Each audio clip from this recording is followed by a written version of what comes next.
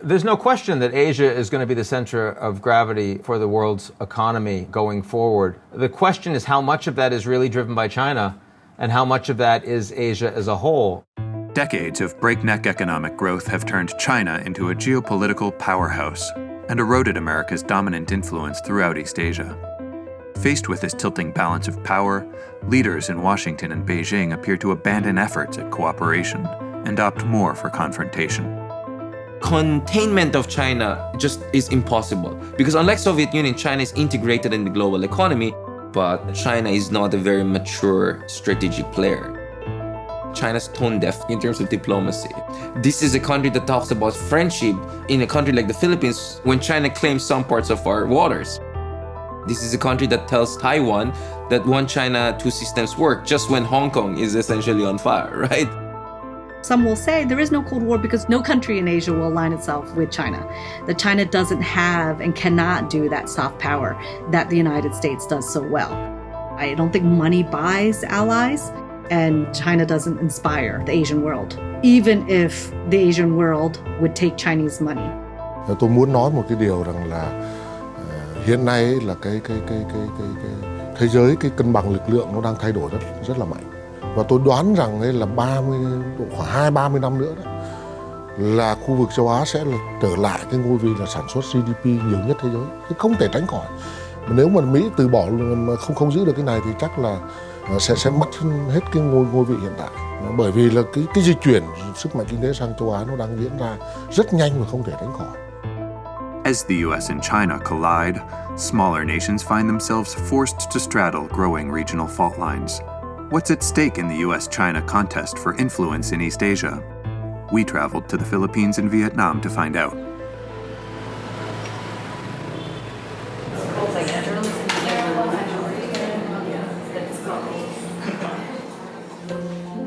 The Philippines pivoted to China as early as October 2016.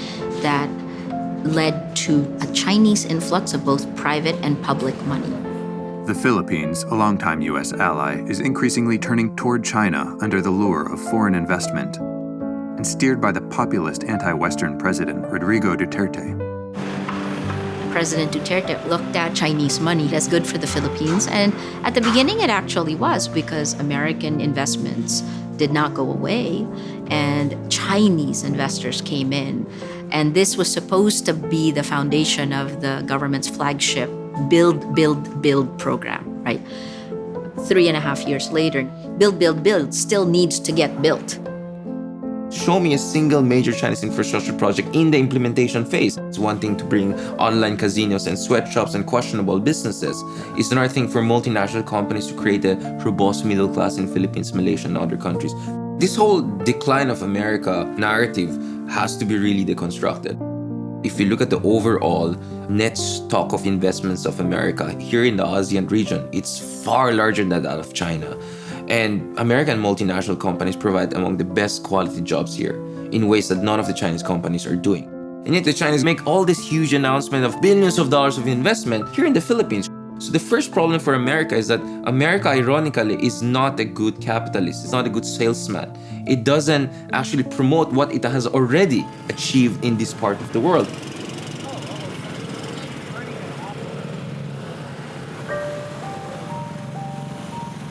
Unlike the Philippines, Vietnam has no long-standing alliance with the United States. The country endured a long and brutal war at the hands of the U.S. But faced with Chinese encroachment into its territory, Vietnam now drifts into America's orbit. I want to quote a French journalist from Le Monde who'd been here since 1965. He said, it took 2,000 years of Vietnamese fighting the Chinese. You've come to an end, you've lost it. I may or may not agree, because there's strong sentiments. But in a sense, the average person that I talk to, the business person, the intellectual, everybody's given up. The Communist Party of Vietnam is ideologically aligned with the Chinese Communist Party and leaders in Beijing. But at the same time, the greatest threat to Vietnamese sovereignty is China. Vietnam is increasingly coming into conflict with China over disputed waters in the South China Sea. To counter China, Vietnam is hosting American warships in its ports and purchasing American military equipment. If there is a sort of onset of a new Cold War, this time between the United States and China, Vietnam is going to occupy a very important position because it's the only ASEAN nation that can stand up to Beijing. At the same time, it's clear that Vietnam cannot wage war against China. It would lose. And that's the tightrope that Vietnam has to walk. China is going to be the world's largest economy at some point, likely in the next 10 years. They are the technological superpower in Asia, and that means growth of international architecture around Beijing. Now, one big question will be, are the Americans playing an active role in either engaging or counterbalancing with that, or are they not? We could do things, we could cut off the whole relationship. Now, if you did, what would happen? You'd save $500 billion. Thế tôi nghĩ rằng là cái xung đột giữa Mỹ với Trung Quốc chắc chắn là nó không đơn thuần chỉ là kinh tế, không chỉ là thương mại, mà đây là cái cuộc đấu giữa hai cái cường quốc. I think the greatest enemy here is what you can call strategic fatalism. This idea that China is so influential and its dominance in this part of the world is so inevitable that let's just give up, right? Or worse, let's panic and sue for war. China is a rational actor. With sufficient amount of resistance, China will be willing to recalibrate. Well, there's no trust between the United States and China. There has been an enormous amount of codependence and of interdependence. Whether you're talking about Chinese ownership of a lot of U.S. debt, it's the trade relationship, but I see that interdependence eroding. A lot of American supply chain is going to leave China, and Chinese corporations are a lot more powerful now than they were before.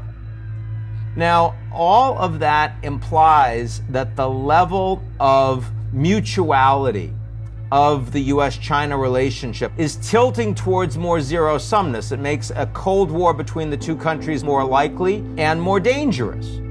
The big question is whether the 21st century will be marked by conflict or cooperation between the two most powerful and prosperous countries on the planet. America's political leaders should be careful. At a moment when the country appears to lack clear foreign policy goals, let alone a grand strategy for pursuing them, politicians risk talking themselves into a new Cold War with the potential for massive casualties. Global recessions, pandemics, and climate change will become harder to address if the United States and China think of themselves as trapped in a zero-sum competition. There's no question that American and Chinese interests in Asia diverge. But until these two countries can find ways to accommodate one another, Asian countries, including the Philippines and Vietnam, will be forced to pick sides in a contest which nobody wins.